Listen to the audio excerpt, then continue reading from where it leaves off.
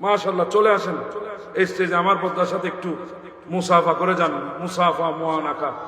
আজকে তিনজন ভাই ওয়াদা করেছেন, যারা হাত তুলেন নাই অন্তরে অন্তরে নিয়ত করেন, আজকে থেকে আর নিজের মুখের উপরে কোনো ব্লেড লাগাবো না নবীর জন্য। আমার নবী আমাদের জন্য যদি মার খেতে পারে, আমরা কেন নবীর জন্য সুন্নত তরিকা ধরে রাখতে পারবো না? আমার নবীর খাতিরে দ্বীনের পাবন হতে পারবো না? এই নিয়ত অন্তরে অন্তরে করেন, সেকেন্ডের জন্য নবীর সুন্নতকে ছাড়বেন না। আল্লাহ চাই বান্দা স্বীকারোক্তি দিক। আল্লাহ বান্দা একবার বলুক আমি গুনাহ করেছি, আল্লাহ আমি গুনাহ করেছি, এই কথাটা একবার বলুক। আর আমার আল্লাহ কেমন দয়ালু জানেন? হযরত হাসান বসরি আলাইহি রাহমা অনেক বড় একজন ইমাম ছিলেন। বসরার জমিনে ওনার একজন মুরিদান মহিলা ছিল। এমন কোন গুনাহ নাই যে গুনাহ ওই মহিলার সন্তান করে নাই, এমন কোন গুনাহ নাই, সব করেছে। এমন গুনাহ করেছে যেই বান্দার গুনাহ সম্পর্কে গোটা সমাজের মানুষ জানতো। কিন্তু মনে রাখবেন, বাঘের বল, জি বলেন না, বাঘের বল 12 বছর। নির্দিষ্ট সময় ফুরিয়ে গেলে আপনাকেও ধরাশায়ী হতে হবে। কথা বলেন ঠিক না বেঠে? অনেকের বল তো 16 বছরও ছিল, অনেকের বল 9 বছরও ছিল, অনেকের বল 6 বছরও ছিল। হ্যাঁ, বছর থাকবে, আজীবন থাকবে না। কথা বলেন ঠিক না বেঠে? সেজন্য কাজ করার সময় চিন্তা করে করবে না। কাজ করার সময় একটু নিজেকে আল্লাহ এবং আল্লাহ রসুলের দ্বীনের প্রতি রেখে, দ্বীনের উপরে রেখে করার চেষ্টা করবেন। দেখবেন তখন আপনি কোনোদিন দ্বীন বিবর্জিত কোনো কাজে লিপ্ত হতে পারবেন না। ওই হাসান বসরি আলাইহি রাহমা, ওনার মুরিদান মহিলা, ওনার সন্তান এমন কোন গুনাহ নাই, করে নাই। কিন্তু এমন একদিন দুরারোগ্যে আক্রান্ত হয়ে গেছে, বিছানাবন্দী হয়েছে, বিছানায় পড়ে গেছে, মারাত্মক রোগে আক্রান্ত, মরণ বেদিতে আক্রান্ত হয়েছে। তখন সে মাকে ডেকে বলছে, মা তুমি একটু তোমার পীর মুর্শিদকে গিয়ে বলো না, তোমার পীর মুর্শিদ যাতে আমার জীবনের শেষ উকালতি, আমার নামাজের জানাজার ইমামতি যেন তোমার পীর মুর্শিদ করে। এবার যদি আমি জিজ্ঞাসা করি, ভাই আপনি এই ওসিয়ত কি করেছেন? আপনি কি বলেছেন আপনার সন্তানকে, বাবা আমি মারা গেলে অমুক আল্লাহওয়ালাকে দিয়ে আমার জানাজার ইমামতিটা করাবে? আপনি বলেছেন অমুক আল্লাহওয়ালার হাত দিয়ে আমাকে কাফনের কাপড় দিবা, অমুক আল্লাহওয়ালার স্পর্শে আমাকে দাফন করবে, জানাজা দিবা, এরকম কি বলেছেন? কেউ বলেন নাই, কেউ ওসিয়ত করেন নাই। এখন তো আমাদের ওসিয়ত, বেটা আমি চলে যাচ্ছি দুনিয়া থেকে, বেশি দিন থাকবো না। বিল্ডিংটা তো 5 তলা ফাউন্ডেশন দিয়েছিলাম, মাত্র 2 তলা করেছি, বাকি 3 তলা বাকি আছে, আমি যাওয়ার পরে হলেও বাকি 3 তলা কমপ্লিট করিস। কথা বলেন না ভাই, ঠিক না ভাই? ঠিক। আমরা তো ওসিয়ত করি এখন, বাবা আমি চলে যাচ্ছি, তোর দাদার মেজবান আমি 5 গরু দিয়ে দিয়েছিলাম, আমার মেজবানটা কমপক্ষে 8 গরু দিয়ে দিস। কথা বলেন ঠিক না? এগুলো আমাদের ওসিয়ত, এগুলাই আমাদের ওসিয়ত। কেউ ওসিয়ত করেন নাই আমি দুনিয়া থেকে যাব, আমার গোসল কে দেবে, আমাকে কবর কোথায় দেওয়া হবে, কোন আল্লাহওয়ালা আমার নামাজের জানাজার ইমামতি করবে, এই ওসিয়ত করেন নাই বলে সারা জীবন আপনি সহি আকীদার উপরে ছিলেন, কিন্তু ওসিয়ত না করার কারণে আপনার বেটা বদ আকীদার অনুসারী হয়ে আজকে বদ আকীদার আলেমকে দিয়ে আপনার জানাজার নামাজ পড়ানো হচ্ছে। কেউ করেন নাই ওসিয়ত। আপনি সারা জীবন আকায়েদ আহলে সুন্নাত ওয়াল জামাতের উপরে ছিলেন, টাকা দিয়েছেন, পয়সা দিয়েছেন, ধন দিয়েছেন, তন দিয়েছেন, মন দিয়েছেন, প্রত্যেকটা সেকেন্ড আহলে সুন্নাত ওয়াল জামাতের কাজ করেছেন, কিন্তু ওসিয়ত না করার কারণে আপনি দুনিয়া থেকে যাওয়ার পরে আপনার এলাকার মানুষগুলা জোর করে আজকে এক বদ আকীদার আলেমকে দিয়ে আপনার জানাজার নামাজের ব্যবস্থা করা হচ্ছে। আজকে তো ওসিয়ত নেই আমাদের। মুরব্বীরা ওসিয়ত করবেন সন্তানদেরকে, এই যুবক মাকে বলছে, মা আমার বড় চাহত, বড় ইচ্ছা ইমাম হাসান বসরি আমার নামাজের জানাজার ইমামতি করবে। মা বড় আরজু নিয়ে পীর মুর্শিদের দরবারে গেলেন। আসসালামু আলাইকুম হুজুর। ওয়া আলাইকুম আসসালাম। মা আপনি? বলে বড় একটা আরজু নিয়ে এসেছি, আমার ছেলে তো অসুস্থ আপনি জানেন। বলে হ্যাঁ হুজুর, আমার ছেলের চাহত হচ্ছে আমার ছেলের নামাজের জানাজার ইমামতি আপনি করবেন। এই কথা যখন হলো, ইমাম হাসান বসরি বলছে, মা আপনার সন্তান তো এমন কোনো গুনাহ নাই করে নাই, সমাজের সবাই জানে। আপনার সন্তানের নামাজের জানাজার ইমামতি যদি আমি করি, মানুষ তো আমাকে ধরবে, প্রশ্নের সম্মুখীন করবে। হুজুর আপনি জেনে শুনে একজন পাপিষ্টের জানাজার ইমামতি কিভাবে করেছেন, তখন আমি কি উত্তর দেব? মা আমি পারবো না। মায়ের মন তো ছোট হয়ে গেছে, কারণ পৃথিবীর সবার নজরে আপনি নিকৃষ্ট হতে পারেন, মায়ের নজরে কোনোদিন সন্তান নিকৃষ্ট না। কথা বলেন ঠিক না বেটে? পৃথিবীর সবাই আপনাকে তাড়িয়ে দিতে পারে, বয়কট করতে পারে, মা কোনোদিন সন্তানকে বয়কট করে না। সবাই আপনার সুখের সময়ের সাথী, যদি দুঃসময় চলে আসে সবাই ছেড়ে দেবে, মা কোনোদিন আপনাকে ছাড়বে না, বাবা কোনোদিন আপনাকে ছাড়বে না। আরে মা, আরে বাবা, আপনার মা আমার মা আপনাকে আমাকে 9টা মাস গর্ভে রেখেছে, আর আপনার বাবা আমাদের বাবা আমাদেরকে যুবক হওয়া পর্যন্ত, যৌবন আসা পর্যন্ত আমাদেরকে মাথায় নিয়ে ঘুরেছে। কথা বুঝতেছেন তো? ওই মা চেহারা মলিন করে চলে এসেছে।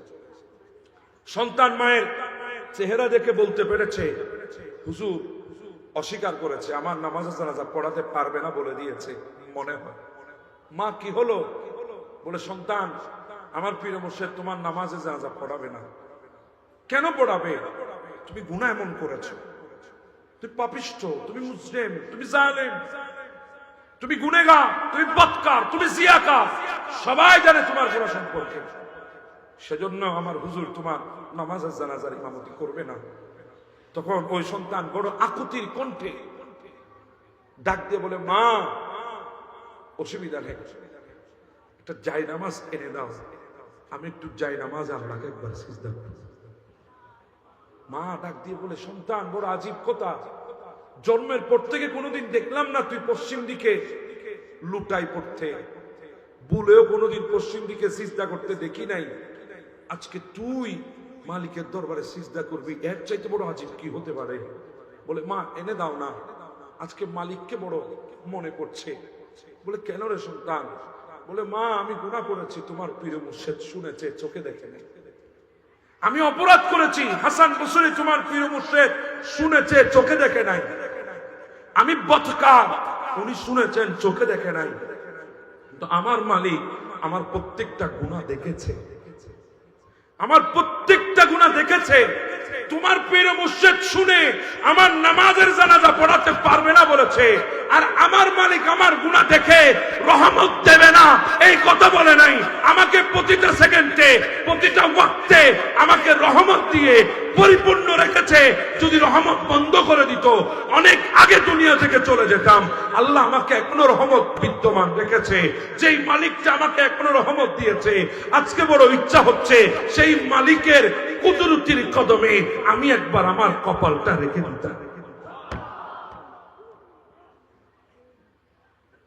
রাখতে দেরি, ওই যুবকটা দুনিয়া থেকে চলে গেছে। আজরাইল মালাকুল মউত এসে তার রূহ নিয়ে গেছে। হ্যাঁ,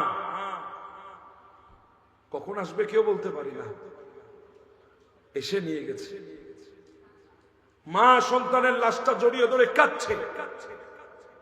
আরে বাবা, আপনার আমার কাঁদা 4 দিন 5 দিন 1 মাস 2 মাস, সন্তান হারা মায়ের কান্না সারা জীবন। কথা বলে ঠিক না বেঠিক? আপনাকে আমাকে ওই কবরে রেখে আসবে, কেউ খবর নিতে যাবে না, সবাই দিয়ে আসবে। এজন্য নবী বলে কবর 5 বার তোমাকে ডাক দিচ্ছে। একবার ডাক দিচ্ছে কবর, ওয়ানা বাইতুল গুরাবা, আমি অপরিচিত ঘর। আমরা তো ঘর চিনি, যে ঘরে ড্রয়িং রুম আছে, ডাইনিং রুম আছে, যে ঘরে বেডরুম আছে, গেস্ট রুম আছে, কিচেন রুম আছে, ওই ঘর আমরা চিনি, কিন্তু খবর বলছে ও আনা বাইতুল গুরাবা, আমি অপরিচিত ঘর, অপরিচিত ঘর, আমার সাথে তোমার কোনো পরিচয় নাই, অতএব আমার কাছে আসতে হলে তোমাকে প্রস্তুতি নিয়ে আসতে হবে। খবর ডাক দিচ্ছে ও আনা বাইতুল ওয়াহদা, আমি একা থাকার ঘর, এখানে বন্ধু নাই, বান্ধব নাই, আমার ঘরে মা বাবা আছে, সন্তান সন্ততি আছে, স্ত্রী আছে, আমার ঘরে আমার ভাই বোন আছে, আত্মীয় স্বজন আছে, হকদার রিশতেদার পাড়া প্রতিবেশী সবাই আছে, কিন্তু খবর বলছে ওয়া আনা বাইতুল ওয়াহদা, আমি একা থাকার ঘর, আমার ঘরে কোনো বন্ধু নাই, বান্ধব নাই, সবাই দিয়ে আসবে, সবাই রেখে আসবে, কেউ সাথে যাবে না। বাবা বলেন, ভাই বলেন, বন্ধু বলেন, আত্মীয় বলেন, স্বজন বলেন, পাড়া প্রতিবেশী সবাই বলেন, মুরিদ বলেন, পীর বলেন, সবাই দিয়ে আসবে, কেউ যাবে না, সবাই রেখে আসবে, কেউ যাবে না। ওয়ানা বাইতুল ওয়াহদা, একা থাকার ঘর, একা থাকার ঘর, আমার কাছে আসতে হলে প্রস্তুতি নিয়ে আসতে হবে। খবর ডাক দিচ্ছে ওয়ানা বাইতুত তুরাব, আমরা তো এখন গড় চিনি সেমি পাকা, গড় চিনি বিল্ডিং, গড় চিনি টাওয়ার, ম্যানশন, মঞ্জিল, কুঠি, ভিলা, কথা বলেন ঠিক না? খবর বলছি আনা বাইতুত তুরাব, আমি মাটির ঘর, মাটির ঘর, আমার কাছে আসতে হলে প্রস্তুতি নিয়ে আসতে হবে। খবর ডাক দিচ্ছে আনা বাইতুদ দুর, একটা পোকা যদি এসে শরীরে পড়ে, সেকেন্ডের জন্য শরীরে রাখেন না, ঝেড়ে ফেলে দেন, কথা বলেন ঠিক না? একটা পোকাকে সহ্য করতে পারি না, কিন্তু খবর বলছে ও আনা বাইতুদ দুর, আমি পোকামাকড়ের ঘর, আমি পোকামাকড়ের ঘর। একবার চোখটা বন্ধ করে চিন্তা করেন, যে জায়গাটার মধ্যে দিন দুপুরেও যেতে ভয় লাগে, যেই জায়গাটার মধ্যে দিন দুপুরে একা যেতে মনে চাই না, যেই জায়গাটা বাঁশবাগানের মধ্যে, মসজিদের পাশে, নতুবা পুকুরের পাড়ে, নতুবা নদীর কিনারে, নতুবা বিলের মাঝখানে, নতুবা পাহাড়ের চূড়ায়, যেখানে দিনে যেতে ভয় লাগে, সেখানে কিভাবে থাকবো? একবার চিন্তা করেন, কিভাবে থাকবো, কিভাবে থাকবো? এজন্য তো বলছি, যদি রাসূলের সুন্নাত তরিকা অনুসরণ করে যদি চলতে পারেন, বিসমিল্লাহি ওয়া আলা মিল্লাতি রাসূলিল্লাহ বলে যখন আপনাকে আমাকে সুপর্দ করা হবে, যদি নবীর সুন্নাত তরিকা অনুসরণ করে যদি চলতে পারেন, নবীর প্রেম আর ভালোবাসা যদি কলিজায় রাখতে পারেন, ওই কবরে আমাদেরকে রাখার আগে আমার নবী এসে আমাদেরকে রিসিভ করে নেবে, রিসিভ করে নেবে, রিসিভ করে নেবে।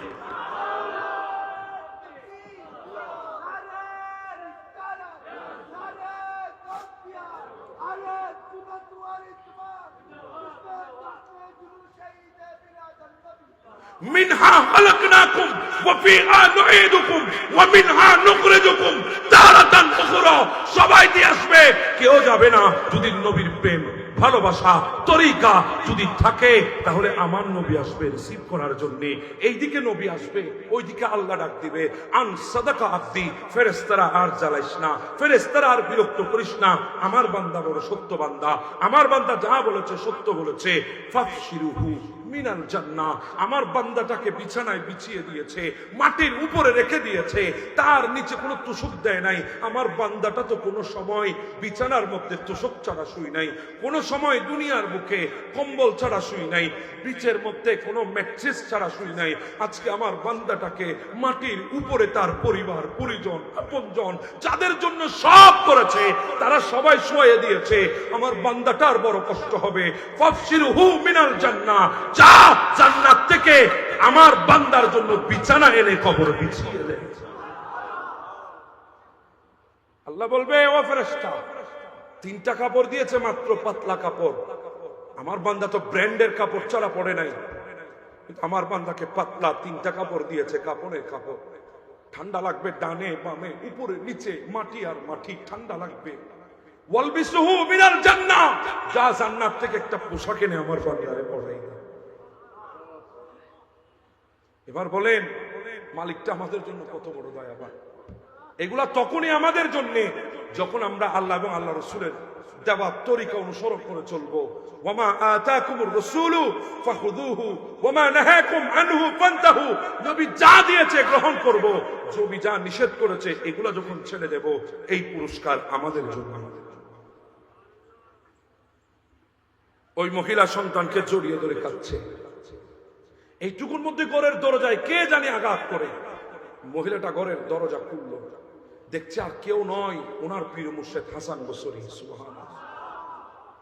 হাসান বসরি বলে, মা আপনার সন্তান দুনিয়া থেকে বিদায় হয়ে গেছে। বলে, হুজুর কেমনে জানলেন আপনি? আমি তো এখনো ঘর থেকে বের হই নাই, ঘরের দরজা খুলে কাউকে বলতে যাই নাই, এখনো মাইকিং হয় নাই, এলান হয় নাই, কাউকে বলি নাই, আপনি কিভাবে জানলেন? হাসান বসরি বলে, আমি ঘুমছিলাম, আল্লাহ আমাকে ইলহাম করেছে। আল্লাহ বলে, হাসান বসরি রে, যাও আমার ওই বান্দাকে গিয়ে তুমি গোসল দিবা, কাফন দিবা, তুমি তাকে জানাজা দিয়ে দাফন করবা। আল্লাহ কোন বান্দা? বলে, যার জানাজা পড়াতে তুমি অস্বীকার করেছো, সেই বান্দাকে শুধু জানাজা পড়ালে হবে না, গোসলও দিতে হবে, কাফনও দিতে হবে, তার জানাজাও পড়াতে হবে, দাফনও করতে হবে। আল্লাহ সে তো গুনেগার, বদকার, জিয়াকার। আল্লাহ বলেছিল, যখন আমার রহমতের দরিয়ার কথা স্মরণ করে ফেলেছে, আমার দয়ার কথা যখন বলে ফেলেছে, নিজের গুনার কথা যখন স্বীকার করে নিয়েছে, নাব্বি ইবাদি আন্নী আনাল গফুরুর রহিম, আমি আমার বান্দার জন্য ক্ষমাশীল হয়ে গেছি। তওবা, স্বীকারোক্তি দিতে হবে শুধু। আল্লাহ আমি ভুল করেছি, গুনাহ করেছি, পাপ করেছি, আল্লাহ মাফ করে দাও। এই কথা আমাদেরকে বলতে হবে, স্বীকার করতে হবে। যদি স্বীকার করতে পারেন, ক্ষমা করে দেবেন কে? হাত নিয়ে আর আমার কাজ হচ্ছে তওবা, আল্লাহর দরবারে তওবা করা, আল্লাহর দরবারে ফরিয়াদ করা, আল্লাহ আমি গুনাহগার, আল্লাহ আমি বদকার, আল্লাহ আমি জিয়াকার, স্বীকারোক্তি দেওয়া। আর আমরা যখন হাত তুলে দেবো, আল্লাহর দরবারে তওবা করব, ওই মদিনার সুলতান, মদিনার রওজায়ে পাকের ভেতর থেকে উম্মতের জন্য আল্লাহর দরবারে সুপারিশ করবে। নবী যখন উম্মতের জন্য হাত উঠাই দেবে, আল্লাহ বলেন, লাওয়াজাদুল্লাহ তাওয়াবার রহিমা, আমি আমার বান্দার জন্য তওবা কবুলকারী হয়ে। হ্যাঁ, নবী যদি হাত উঠাই একবার যদি বলেন, তাহলে আল্লাহ গুনাহ মাফ করে দেয়। সুবহানাল্লাহ বলবেন না? তো সেজন্য বলছিলাম, আজকে থেকে বেশি বেশি কি করবেন? জি বলবেন, জি বলেন, কি করবেন? পারবেন তো ইনশাআল্লাহ? জি বলেন, পারবেন তো ইনশাআল্লাহ? আর জেনে জেনে যেই গুনাহগুলো করতেছেন, জেনে জেনে যেই গুনাহগুলো করতেছেন, এগুলোর জন্য কি করবেন? আমরা তো গুনাহ না জেনে করছি এতদিন, এখন তো জেনে জেনে করছি। কিন্তু অনেক ভাই আছে আমি দেখতেছি, এমনি নবীর পাগল, নবীর দিওয়ানা, নবীর বড় মুহাব্বতের, নবীর নারে রিসালাতের স্লোগানে জান বের করে দেবে অবস্থা, কিন্তু নবীর সুন্নত তার ভেতরে নাই। কথা বলেন ঠিক না? অনেক ভাই আমি দেখতেছি। এখন যদি আমি আপনাদেরকে বলি, এই শেষ জমানায় আমার নবী বলেছে, যেই উম্মত নবীর একটা সুন্নতকে জিন্দা করতে পারবে, আল্লাহ তাকে 100 শহীদের শাহাদাত আল্লাহর দরবারে কবুল হয়েছে, যাদের ওই ধরনের 100 শহীদের সওয়াব, শাহাদাতের সওয়াব আল্লাহ দান করবেন। কে আছেন নবীর একটা সুন্নতকে আজকে ধরবেন, 100 শহীদের শাহাদাতের সওয়াব নেবেন? এরকম দুইজন বান্দা আমি চাই আজকে হাত তুলে আমাকে বলবেন, হুজুর আজকে থেকে দাড়ি আর কাটবো না। যাদের দাড়ি নাই, তারা, যারা ক্লিন শেভ করে সব সময়, চলে আসো তুমি, এদিকে আসো। একজন পাইলাম, আর একজন, আর দাড়িতে খুন লাগাবো না, মাশাআল্লাহ চলে আসেন এই স্টেজে। আমার পদ্মার সাথে একটু মুসাফা করে যান, মুসাফা মুআনাকা। আর কেউ আছেন? আমি দুইজন বলছি, আরো বেশ করলে অসুবিধা আছে? আছে আর কেউ আছে? এখানে উঠো, স্টেজ উঠো।